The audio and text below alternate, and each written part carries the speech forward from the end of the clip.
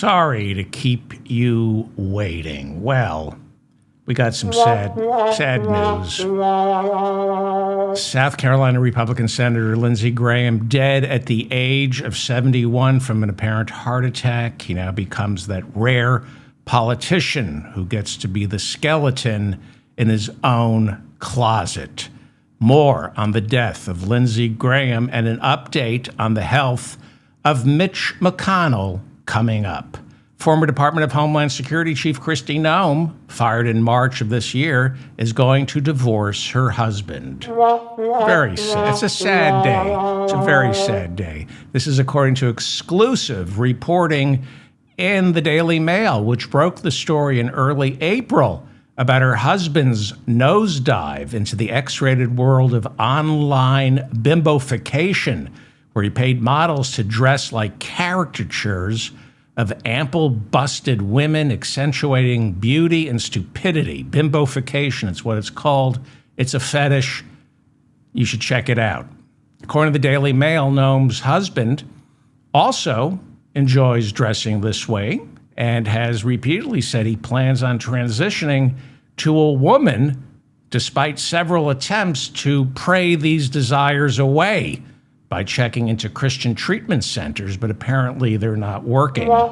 Very sad. It worked for me. I prayed away my gay and my whatever that Byron Noem is suffering from. It works. Just, you got to stick with it. You can pray everything away. The Daily Mail reporting that Noem's mother, Corrine Arnold, said her daughter told her she is planning to divorce Byron Noem. They've been married since 1992. They have 3 children. Byron Noem, Kristi's husband, has reportedly moved out of their home. Oh, my heart is breaking for these caring, compassionate people. Now, despite what has been reliable reporting in the Daily Mail thus far, there still remains no record of Kristi Noem actually filing divorce papers, despite telling her mother of these plans in late spring. Maybe there's a way to get these 2 crazy kids back together again. Meanwhile, The Guardian out with a scathing report about what it was like to work for Kristi Noem when she ran the Department of Homeland Security. In order to crack down on leaks, Kristi Noem reportedly ordered employees to submit to polygraph tests that sometimes lasted as long as 6 hours in a small, windowless room. More than 36 Department of Homeland Security employees telling The Guardian their bodies were strapped to blood pressure cuffs to measure their heartbeats, with the cuffs so tight they cause bruising, redness, and because it went on for so long, mild panic attacks. The Guardian reporting that Noem and her then second-in-command, Corey Lewandowski, also reportedly her boyfriend, well, they were creating, reportedly, a climate of intimidation where someone over at Department of Homeland Security who was even suspected of leaking to the press would lose their security clearance and possibly their jobs. The FBI is also cracking down on leaks. A federal grand jury has been convened to look into who leaked a story to the New York Times suggesting that the new Air Force One, gifted by the nation of Qatar to Donald Trump, lacks the sufficient missile defense capability to protect our president in a mid-air attack. God forbid something like that will ever happen. This is a multi-$100 million luxury jet that the nation of Qatar donated to Donald Trump. He will be able to use it as the new Air Force One, and then if and when he ever leaves office, he gets to keep it. And I guess it's not against the law. So on last week's trip to the NATO meeting in Turkey, Trump had to fly on the original Air Force One for what was described as security reasons. And then he got to fly home from Europe on the new Air Force One. But Trump reportedly grew livid when the New York Times reported that this lavishly appointed jet from Qatar lacked sufficient security, especially those air defense missiles. And Donald Trump demanded that Kash Patel personally find out who leaked the story to the New York Times. He was summoned to the White House on Friday. He had plans to use his personal jet. Kash Patel did. He was on the weekend. He was going to fly somewhere and spend our money to watch his girlfriend perform. She's a singer, but they said, you got to scrap those plans. You got to come to the White House and personally supervise an investigation into who in here leaked the story about the plane to the New York Times. And the New York Times reporters who broke that story have now been subpoenaed and will be ordered by prosecutors to give up their sources. This is a quote from David McCraw. He is the lawyer for the New York Times. And so these subpoenas were delivered to the reporters at midnight at their home. He said the appearance of federal law enforcement agents on the doorsteps of news reporters should shock the conscience of any American who believes in the Constitution and the press freedom it protects. Yeah, Donald Trump, big champion of the First Amendment, right? Loves the First Amendment. Well, this investigation into the leak is being conducted by Jay Clayton, who serves as U.S. Attorney for the Southern District of New York. He's also Trump's nominee for Permanent Director of National Intelligence.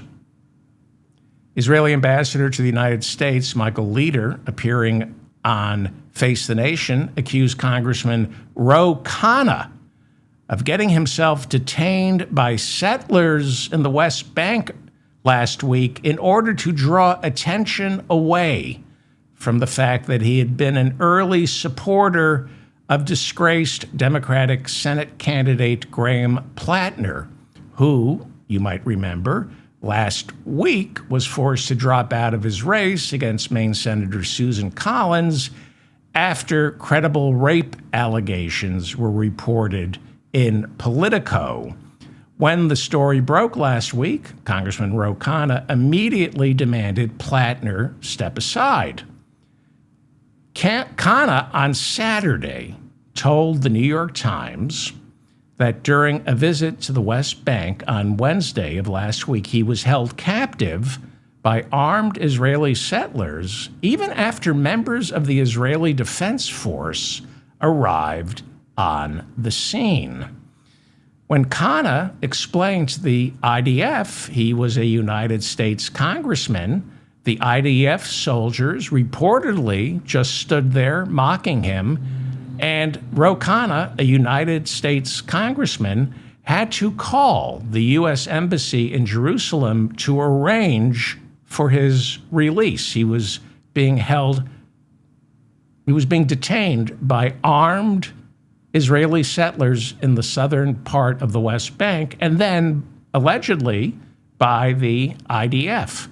Khanna said while waiting for the order to release him, the IDF soldiers laughed at him and said, quote, "We don't care that there's an American in that car. We don't care about a United States congressman. We don't care what the American embassy is saying." Ro Khanna now calling for the prosecution of those soldiers as well as the armed West Bank settlers who held him for more than an hour against his will. So, asked about this on CBS's Face the Nation on Sunday, the Israeli ambassador to the United States wanted to know why, if the incident took place on a Wednesday, United States Congressman Ro Khanna waited until Saturday to publicize it. Israeli ambassador to the United States, Michael Leader, said, quote, this was on Face the Nation. This is the Israeli ambassador to the United States mocking the IDF and armed settlers in the West Bank detaining a United States congressman against his will. Israeli ambassador to the United States, Michael Leader, said on Sunday, quote, to have this incident on Wednesday and wait to release it on Saturday? Maybe this had more something to do with his support of Graham Platner beforehand and the difficulties he had with that and trying to shift the focus to something else, perhaps. I'm just asking questions, unquote. Yeah, he's just asking questions. No, you're just not answering questions. Ro Khanna isn't shifting the focus. You are. What does Ro Khanna's endorsement of Graham Platner have to do with armed settlers in the West Bank holding a United States congressman hostage while they brandish United States-made weapons? What are IDF soldiers doing aiding and abetting the settlers? Reportedly taunting and threatening a United States member of Congress? Shouldn't that be your chief concern, Ambassador to the United States from Israel? Shouldn't you be looking into whether or not Israeli settlers, in direct violation of international law just by being there, broke more laws by using U.S.-supplied weapons to detain a United States congressman, and then, according to this United States congressman, when the IDF arrived, they taunted and mocked him? Shouldn't that be your concern, as opposed to what Ro Khanna's motivation is? Where the hell do you get off questioning a U.S. congressman's motivations after he was detained by settlers and then the IDF, all captured on video? No, he's just asking questions. I'm just asking questions. No, you need to answer some questions. Here's a question I have for the Israeli ambassador. Is your plan, we know you have a plan to round up every Palestinian in Gaza and place them in what is called Humanitarian City. Now, do you agree, yes or no, that that is by definition ethnic cleansing? Would you agree, Israeli ambassador? And what is your plan with the Palestinians in Gaza after you place all of them in Humanitarian City? There are reports that your government under Bibi Netanyahu is planning to, quote unquote, temporarily relocate these Palestinians, possibly to the Negev desert, in order to rebuild Gaza, turning it into what is being described as the Trump Riviera. Those are the plans. So I know you hate the term genocide. I know that. But can you at least agree this is ethnic cleansing? I'm just asking questions.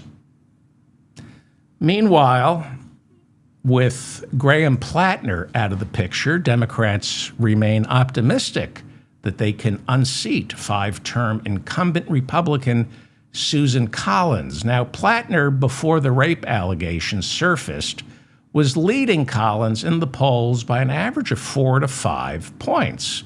But Collins took the lead after the Politico story broke. New polling shows Troy Jackson, a progressive populist who was, up until 2 years ago, president of the Maine Senate, New polls show him leading Collins anywhere between 3 to 5 points. Jackson, like Graham Platner before him, has been endorsed by Bernie Sanders, but he doesn't have the nomination quite yet. State law demands, Maine law demands Democrats must find a replacement for Graham Platner by July 27th. And it looks, from what I'm being told, they will not hold a primary to find Platner's replacement. Instead, the nominee will be chosen by an emergency committee set up by the Democratic Party.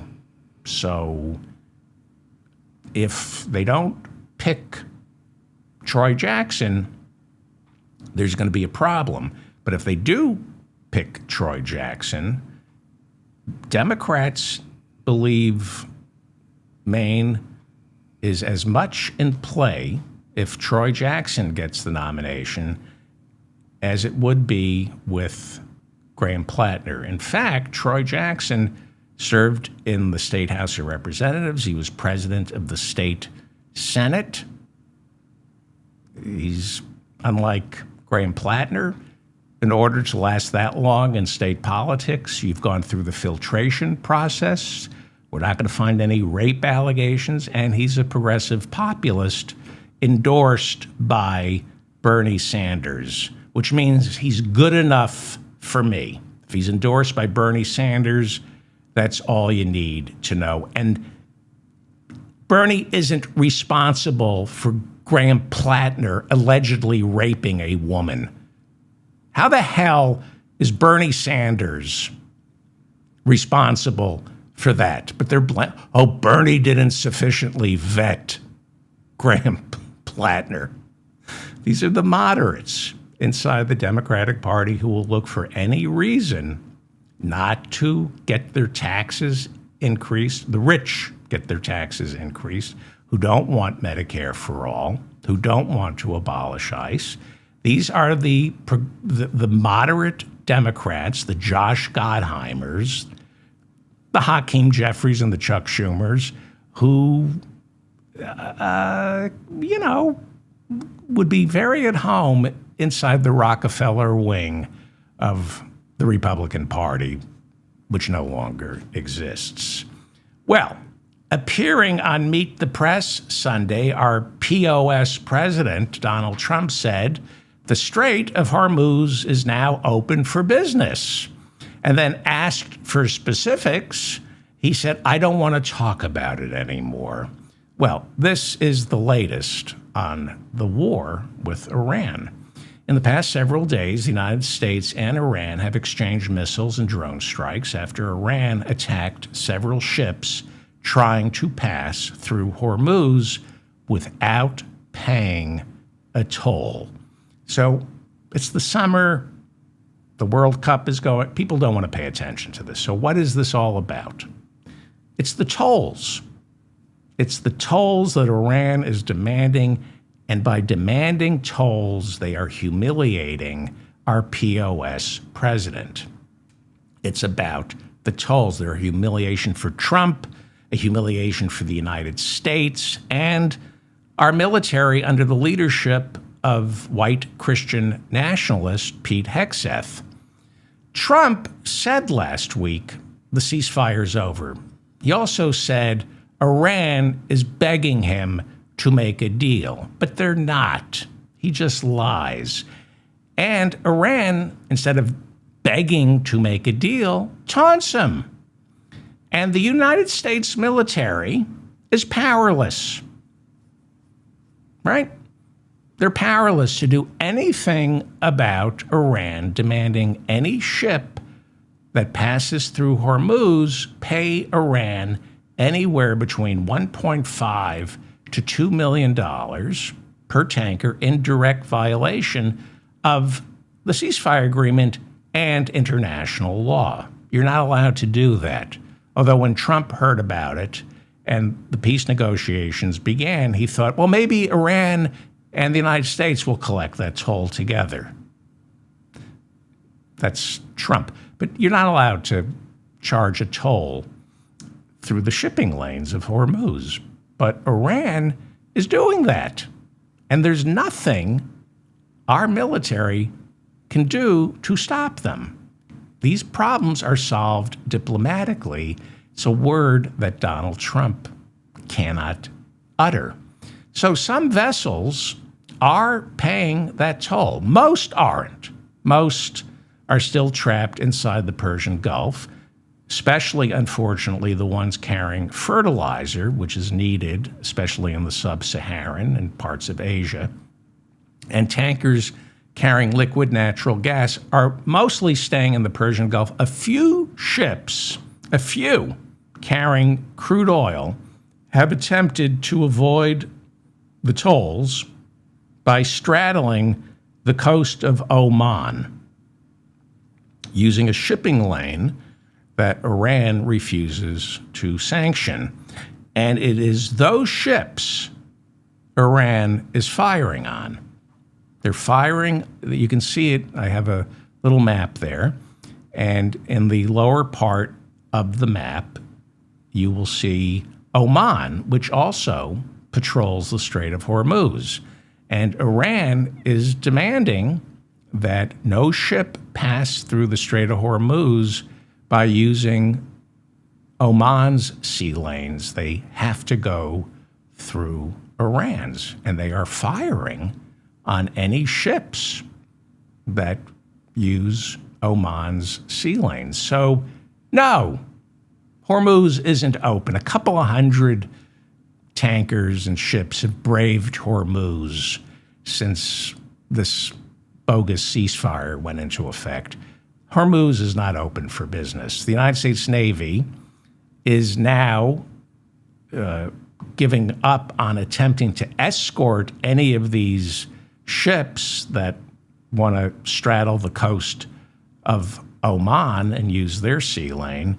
Instead, the United States is responding to Iran's attacks on ships that are avoiding the Iranian tolls. When Iran fires on a ship that's trying to sneak past the toll booth, the United States is responding by firing on Iran's military installations along the coasts of both the Persian Gulf and the Strait of Hormuz.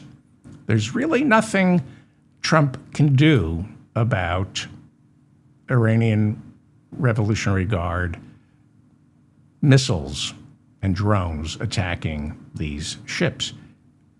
This is why the war, not as bad so far as Iraq, but second worst military debacle in history, in American history. Iran has signaled very clearly that to get through Hormuz, you must pass through our shipping lanes and pay a toll, and you cannot go through Oman's unless we grant an exemption. Some ships get an exemption. So Iran is controlling Hormuz. We have nearly 40% of our Navy's active duty fleet is situated outside Hormuz, around the Gulf of Oman, and there's no way to protect the ships who are avoiding an Iranian toll. So this is really bad for America. NATO nations have had it with us, and so too have Persian Gulf states. They are beginning to see we can no longer protect them. The United States bombing campaign on Iranian coastal cities this week did intensify, with our military striking 170 targets. Well, we know how this goes. We keep bombing Iran and we barely make a dent in their military targets. That's according to the CIA and other intelligence reports. Iran says 14 are dead and 78 injured from last week's attacks. There are reports that at least 3 of the dead were members of the Iranian Revolutionary Guard. The United States naval blockade of Hormuz technically ended on June 18th, when both sides agreed to that 60-day truce that Donald Trump says no longer exists. Iran reportedly is anticipating Trump deciding that it's time for a full resumption of that blockade, although Trump hasn't indicated what exactly his plan is. There seems to be a partial U.S. blockade of the Strait of Hormuz, not anything like we saw before June 18th when the ceasefire was signed. And Trump, because people aren't paying attention, lies. And he says, oh, no, Hormuz is open. Hormuz is open. Well, very few ships are passing through because some won't pay the toll. Others don't want to get fired on if they avoid the toll. And most can't get the insurance. In the end, it's Lloyd's of London, not necessarily the Iranian Revolutionary Guard, that's keeping the Strait of Hormuz closed. All of this taking place while millions in Iran took to the streets to bury Supreme Leader Ali Khamenei, who was killed by joint American and Israeli missile strikes on the first day of the war back on February 28th or March 1st, depending on which stories you're reading. Iran reportedly firing on Jordan, which claims its interceptors knocked 8 missiles out of the sky, nobody injured. Kuwait claims to have destroyed 3 ballistic missiles, 10 suicide drones, and 1 cruise missile that Iran fired into its airspace. And our Pentagon reportedly succeeded last week in destroying 2 railway bridges in southern Iran, although I'm not sure if that's America's airstrikes on railroad infrastructure to wage battle against Iran or America's attempts to wage war on mass transit. When we attack railroad bridges, I don't know if that's an attack on Iran. I think this administration hates the railways. During last week's NATO summit in Turkey, Trump called the Iranian leadership vicious, violent, and sick. He also called them liars and scum, proving America has more in common with our enemy than we have differences. Iran's President Masoud Pezeshkian responded to Trump, accusing the American president of being incapable of expressing himself without uttering insults. Well, that's unfair. Not everything Trump says is an insult. Sometimes it's just a lie. Just a lie. Oil prices have begun to come back down, almost to pre-war levels. But this truce was always built on pillars of sand for several reasons. Chiefly, Iran holds all the cards, and Trump lost. The problem for the United States and the world is Iran refuses to offer Donald Trump any way to save face. As for Trump finding a military solution, well, that's completely off the table, logistically, politically, and financially. The U.S. depleted roughly 40% of its most sophisticated guided missiles and interceptors during the first month of the war with Iran. It takes time and money and political will to replenish all those missiles. U.S. intelligence, according to all the reports, they report that U.S. intelligence says our bombs barely made a dent in Iran's stockpile of ballistic missiles and attack drones. Because NATO refuses to assist us, and Israel is preoccupied in southern Lebanon, the United States would have to go it alone, honoring the memory of Lindsey Graham by sending in troops to seize Karg Island as well as Hormuz. You might recall that's what Lindsey Graham was calling for. By all estimates, going in with American troops all by ourselves would be a massive bloodbath with no chances of long-term success. But Lindsey Graham said, "We did Iwo Jima, we can do this." Okay. I think Iwo Jima, there was a reason for doing Iwo Jima. Not sure the American people want to spill that much blood because Trump can't admit he's wrong. Well, again, there's nothing Trump can do about this, and Iran knows it. So that's why Trump has a serious geopolitical problem. The war is incredibly unpopular around the world and at home, and so is Donald Trump.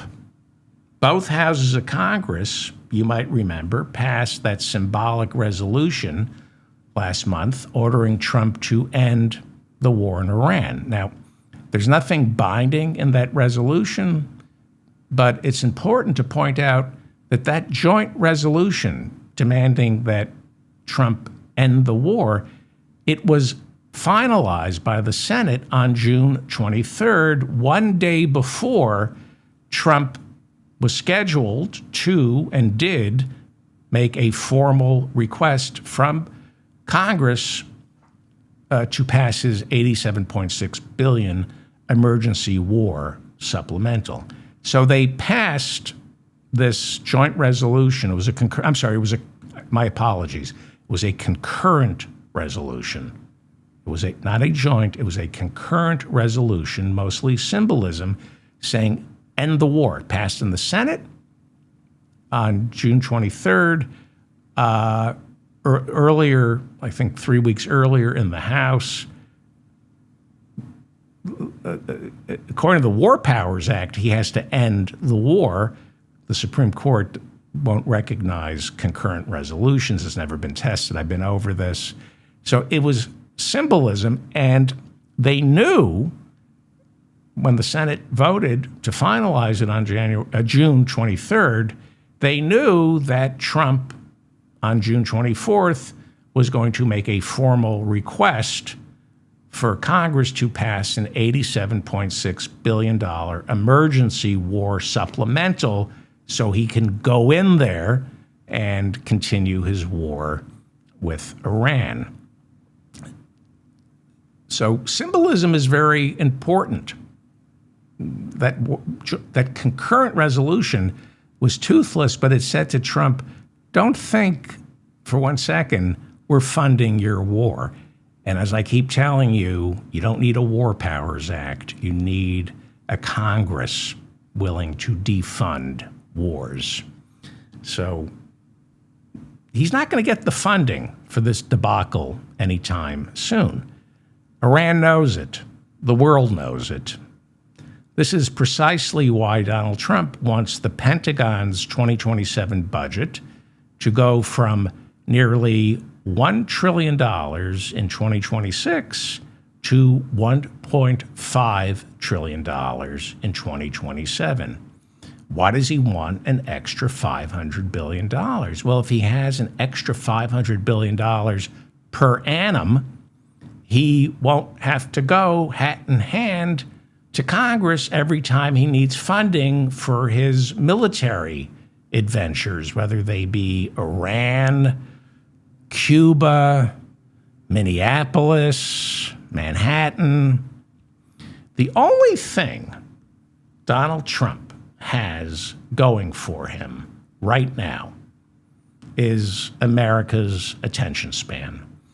Nobody in this country cares what's happening in the Strait of Hormuz. They don't. They just know Trump screwed up.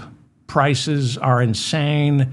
And prices are insane, even though crude Brent oil is coming down. They're still charging more because they can. They just know Trump screwed up. It's the summer.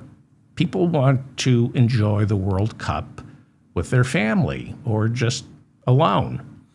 And because Americans have stopped paying attention, I don't know how many ever started, Trump can just lie, as he did on Meet the Press, and say, yeah, Strait of Hormuz, wide open. Meanwhile, mystery surrounds the whereabouts of Kentucky Senator Mitch McConnell. Where is he? Some say heaven, others say hell. According to reports, McConnell has been hospitalized since June 14th, but nobody has specified which year. All we know is it was June 14th, but we don't know which year that was. The Kentucky senator's spokesperson said he is on the mend, and his staff has been communicating with McConnell, unfortunately, through a Ouija board. His office, as you already know, has been very tight-lipped about his condition, but rumors have been floating around, and those rumors floating around keep bumping into Mitch McConnell because he, too, is floating around trying to head towards the light. I think Mitch McConnell goes down in history as the only ghost ever to be accused of lacking transparency. But Senate Majority Leader John Thune is now telling reporters that he has communicated with McConnell. I hope he cleaned off the Ouija board. It's a fomite. You should always clean a Ouija board after somebody else uses it. He says, John Thune, who is the Senate Majority Leader, says he has communicated with Mitch McConnell, who himself was the Senate Majority Leader as recently as 2021. Thune said McConnell is alert, focused, and able to discuss upcoming votes, which is a lot more than could be said for the rest of the cadavers serving in our Senate, where the average age is rigor mortis. Meanwhile, Mitch McConnell's wife, former Transportation Secretary Elaine Chao, is coming under criticism, unfair criticism, for not being by her husband's side. Chao landed in China 2 days before Mitch was taken to the hospital, some say in a coma. And like any caring wife, Chao cut short her visit and rushed back to America, arriving only 23 hours after Mitch was hospitalized. So I don't understand what the big deal is. Mitch goes to the hospital and she flew home from China. It takes a long time to fly from China to America. It's a 23-hour flight. You have to stop and change planes. So 23 hours and people are busting her days. 23 days. It took Mitch McConnell's wife, former Transportation Secretary Elaine Chao, 23 days to fly from China to America. Well, that's how devoted a wife Elaine Chao is. The woman sat on a plane for 23 days in order to rush back to her husband. If that's not love, I couldn't sit on a plane for 23 days. Oh, wait a second. It took her 23 days from the time Mitch McConnell was hospitalized for his wife, former Transportation Secretary Elaine Chao, to leave China to fly back and see him. You would think a transportation secretary could move a little quicker than that. I mean, she's married to a turtle. They move slowly, but that maybe she caught slowness from her turtle husband. Well, get better, Mitch McConnell. I actually, yeah, but he is an institutionalist, and he did, Trump hated him. So,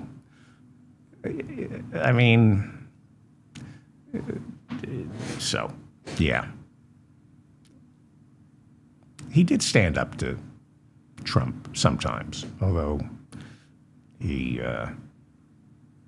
didn't vote to convict in either impeachment. What can I say? I know I can't say what I'm thinking. That's what I know. I know I can't say. Well, you're listening to The Mop-Up. I'm David Feldman in New York City. This is, I like this. Please visit davidfeldmanshow.com. Leave a comment. I read all your comments, and you can contact me now over at davidfeldmanshow.com. I redesigned the website. A lot of you worry about me, and if I miss a show, occasionally I don't do a show and you want to know what happened to me, join my fan club over at David Feldman Show. Yes, I have a fan club, and I have a member of my fan club. Okay, it's me, but, you got to start with somebody. But, I have a newsletter, which I want you to subscribe to, and I don't want to inundate your box with announcements. It's really annoying. I hate that when people do that. So if you want more information from me and you don't mind your box, you don't mind me filling your box, join the fan club, and then I have a separate mailing list for all one of the people who joined my fan club. And what else am I going to do with my life? I know it's ridiculous, but what else am I going to do? So there's a fan club, and we're going to start having more meetups again. Okay?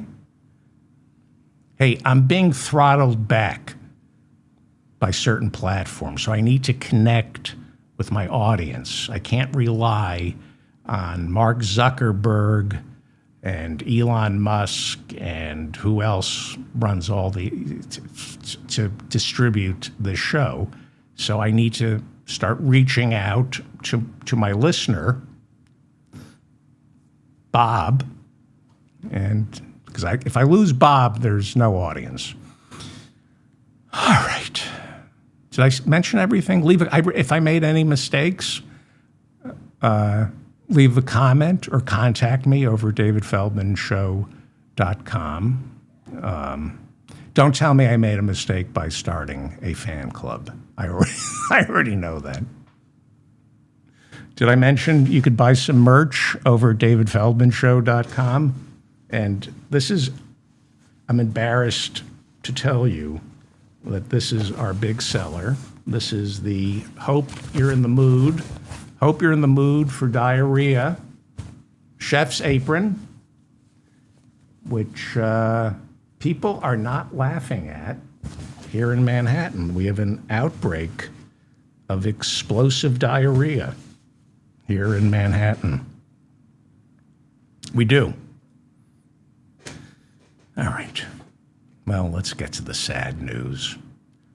I'm going to remember the life of a great American, Lindsey Graham. Okay? So here we go. Here we go. Very sad news today. It's been... That's the explosive diarrhea in Manhattan. That's not a trombone. Okay. Let's do some sad news here. I waited to the end because the world is celebrating the life and/or death of South Carolina Senator Lindsey Graham, who died from an apparent heart attack late Saturday night, just days after turning 71.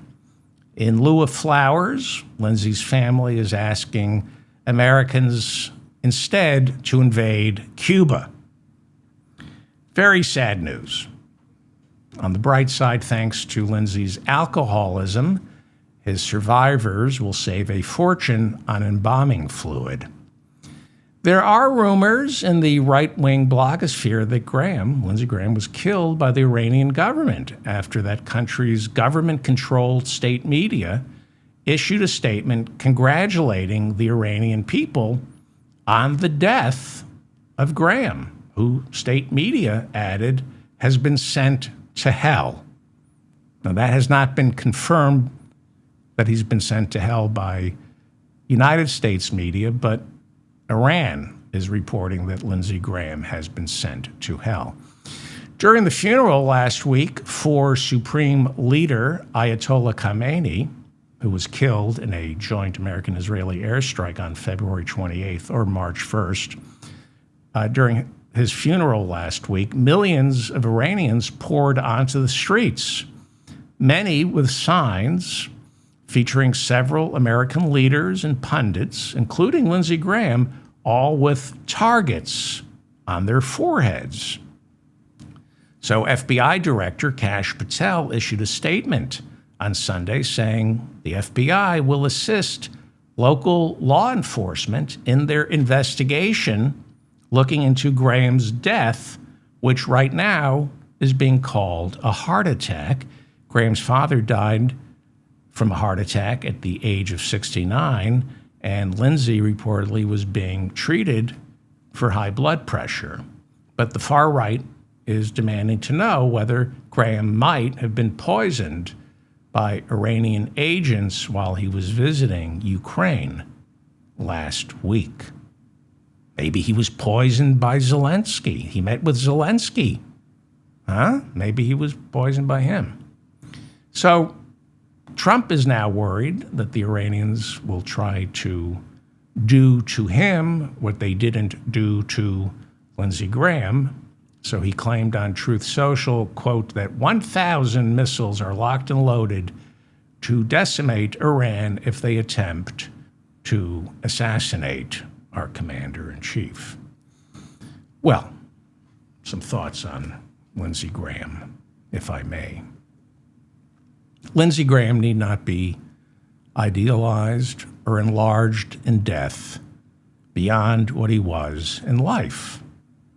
He should be remembered simply as an indecent man who saw wrong and tried to make it wronger, saw suffering and tried to heighten it, saw war and tried to start it.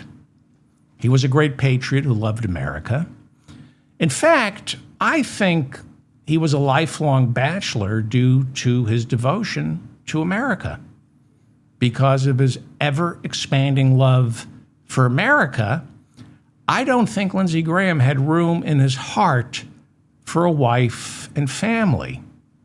Instead of a traditional relationship, America was Lindsey Graham's true love and longtime companion. I'm sorry, did I say America? I meant Roger. Lindsey Graham will be remembered as one of those rare politicians whose only skeleton in the closet was the closet. And one of my chief regrets is Lindsey wasn't alive this evening to see all the Iranians who aren't. We're killing a lot of Iranians tonight, and Lindsey can't enjoy that. We will miss him. We will miss his almost childlike delight he took in the destruction of Gaza, Tehran, Lebanon, Baghdad, and Kabul.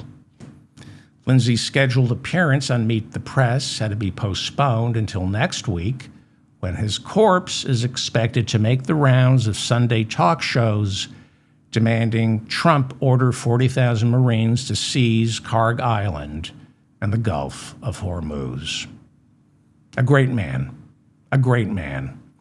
You know, one of Lindsey Graham's many positive attributes was he never met an American war he didn't like. Some of us, when it comes to American wars, we tend to be fair weather friends. We love the war when it's going well, but we turn once it fails, and it always does. But not Lindsey Graham. When war didn't have a friend to be found, there was Lindsey, a steadfast and loyal friend to all worthless and failed military adventures overseas. Because Lindsey believed that, like diamonds, war is forever. And he never judged. Never judged. War always knew it could just be itself around Lindsey and not feel the need to explain itself. That's what unconditional love is all about. So long as American bombs dropped and innocent civilians died for absolutely no reason, Lindsey Graham was always there for that war, except for actually fighting in one. So praise for the late senator is pouring in as war criminals from all over the world remember this remarkable statesman. Donald Trump called Graham, quote, one of the greatest people I have ever known. High praise indeed from a man whose inner circle included the likes of Howard Lutnick and Jeffrey Epstein. And then there was Prime Minister Benjamin Netanyahu. He called Lindsey Graham one of Israel's greatest friends, right up there with white phosphorus munitions and famine. Lindsey Graham was elected to 4 terms in the Senate and was in the process of trying to serve his 5th. Actually, every day in the Senate, he tried to serve at least a 5th, sometimes an entire court. Lindsey is survived by his immediate family, including his sister, cirrhosis, his niece, pancreatitis, his nephew, gastritis, his twin cousins, esophagitis and osteoporosis, along with his 3 aunts who are still alive. They are named delirium tremors, anemia, and gout. He was raised in a bar, so probably runs in the family. So yes, Lindsey was running for his 5th Senate term in this November's midterms, having won the South Carolina primary on June 9th, defeating Republican businessman Mark Lynch. Lynch got 30% of the South Carolina vote just on that last name alone. Are you pro-Lynch? A lot of people in South Carolina still are. By law, Republican Governor Henry McMaster now gets to appoint Graham's replacement, who, until the new Congress is sworn in on January 3rd, 2027, will fill Lindsey Graham's seat. But can anyone really fill Lindsey Graham's seat? Oh, many men have tried to fill Lindsey Graham's seat, but they always came short. Of all the incalculable ways to describe Lindsey Graham, one thing you could always say with great confidence is that no man could fill his seat. Yes, he could fill another man's seat, and often did, but no man could fill his, no matter how hard they pushed and shoved, no matter how much spit and elbow grease was applied. Lindsey Graham was giving up his seat to no man. By the way, Graham's seat was previously filled by noted Republican segregationist Strom Thurmond. Remember him? He died at the age of 100 in 2003, just 6 months after graciously allowing Lindsey Graham to fill his muddy, rank, and pungent seat. And it was. Look it up. Look up Strom Thurmond's seat. Well, before Graham is laid to rest, there will be some necessary housekeeping. While South Carolina Governor Henry McMaster will appoint Lindsey's temporary successor, there is still the matter of the November election, where South Carolina voters must decide who will become Lindsey Graham's permanent successor. That means despite Lindsey winning last month's Republican nomination, a new primary to pick Lindsey Graham's successor will most likely be held on August 11th. And because several men right now desire Lindsey Graham's much coveted seat, we can expect a big runoff, a huge runoff on August 25th. Yes, filling Lindsey Graham's seat will no doubt result in a large and nasty runoff. A runoff that I can only describe as so messy, it will end up spreading into the gutter. They might even call it Santorum. It might remind people of Rick Santorum, or as we call it, Santorum.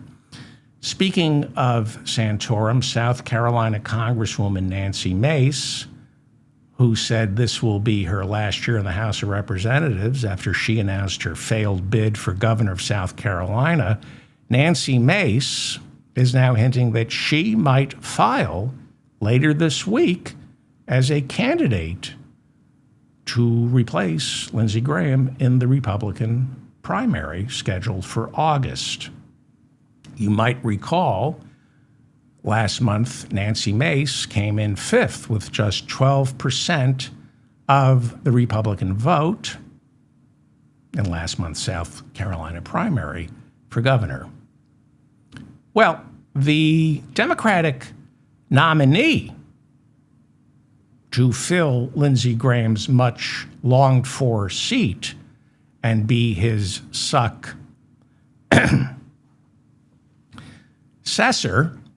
that Democratic nominee is pediatrician Dr. Annie Andrews, who is married. She's the mother of 3 children. Dr. Annie Andrews, a married mother of 3 children.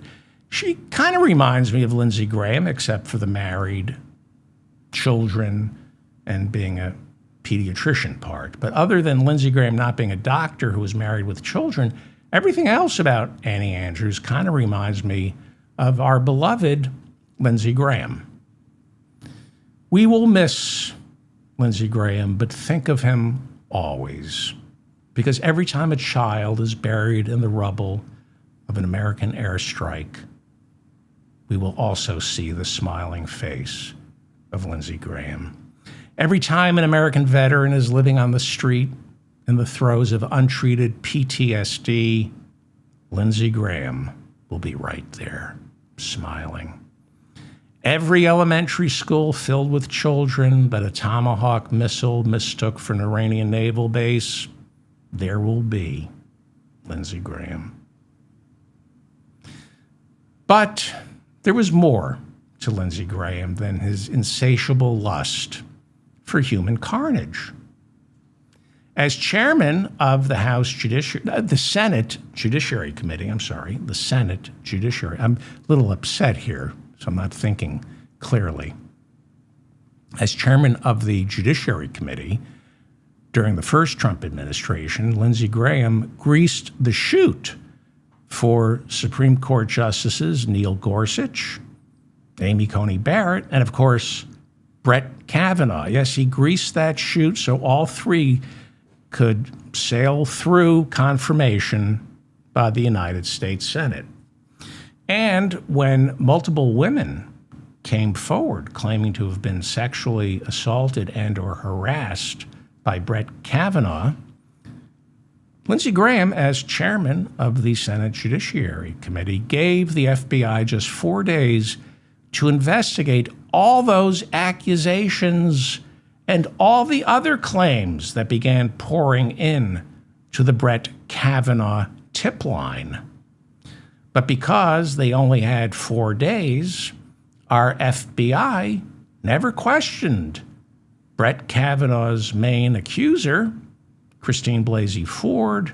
The FBI never questioned Brett Kavanaugh or any of the countless women stepping forward, except for one. The FBI did interview Kavanaugh's Yale Law School classmate, Deborah Ramirez, who claimed while they were students, he exposed himself in front of her. No doubt the FBI spoke with her on orders from Lindsey Graham, who wanted a description of Brett Kavanaugh's penis. That was the only investigation that took place for Brett Kavanaugh. The woman who saw Brett Kavanaugh's penis. Thanks to Lindsey Graham, the FBI's background check on Brett Kavanaugh only included one single interview about his penis. Not Lindsey's penis, Brett Kavanaugh's. And there was zero questioning by the FBI of Brett Kavanaugh. That seemed kind of odd, but Lindsey Graham never requested it because guys lie about their penis. He wanted Deborah Ramirez, Brett Kavanaugh's Yale Law School classmate, who saw the penis, allegedly. He wanted the FBI to speak to her because you're not going to get a straight answer from Brett Kavanaugh about what his penis looked like. So, yes, Lindsey Graham did get to the bottom or the top of what Brett Kavanaugh's penis looked like. But that's all the FBI discovered, which is unusual. When Anita Hill stepped forward during Clarence Thomas's confirmation hearings, she, as well as Clarence Thomas, then got interviewed by the FBI. The accusers, there were more women besides Anita Hill, they all got interviewed, or a lot of them got interviewed by the FBI. But chairman of the Senate Judiciary Committee, Lindsey Graham, back in 2018, he didn't need the FBI to tell him who Brett Kavanaugh was. Because Lindsey Graham can take the measure of a man by looking into his eyes and then going on a gut feeling. Yes, Lindsey Graham always relied on his world-famous gut feeling, which some of you might call fisting. Rest in peace, South Carolina Senator Lindsey Graham. Now that you're in heaven, remind America's democratic values how much we miss them. I'm David Feldman, reminding you to stay strong and protect the weak. Thank you for joining me. Oh, hang on, I had a good one here. There's one good one. That's not it. Hang on. This is good. No, that's not it.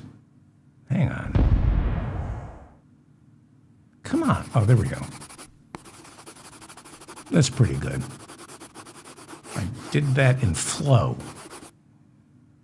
It's a AI that's impossible to learn and a complete waste of my time. Do you like this? This is something.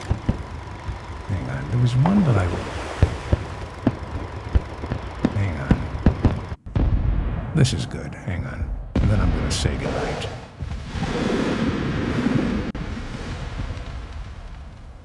Yeah. By the way, I should mention this is an audio podcast, and I do recommend, let me get out of there. You should really just be listening to this as an audio podcast, wherever you get your, it's much healthier. You don't get to see me, and you don't have to look at this garbage that I make, and it's healthier. You know, you can walk around. If you're ambulatory, you can do your dishes, you don't need to see me. Listen to this as an audio podcast. Thank you to Bob and Mila in the chat room. Please subscribe to this channel, this podcast. Please share it with people who you think might tolerate it. What else am I supposed to tell you? Go to my website. I read all your hate mail. Join my fan club. We're going to do a meetup real soon. And buy some merch. Brush your teeth. And take off your socks before you masturbate. Because I know my listeners aren't having sex. I know you're not having sex. My father explained the bird. He said, take off your socks. That was one of his important lessons about the birds and the bees. And by the way, birds and the bees. Why are birds stooping bees? That's not healthy. It should be the birds and the birds and the bees and the bees. And I need to shut up. Shut up, David. Shut up. Thank you, Bob and Mila. Shut up, David. Just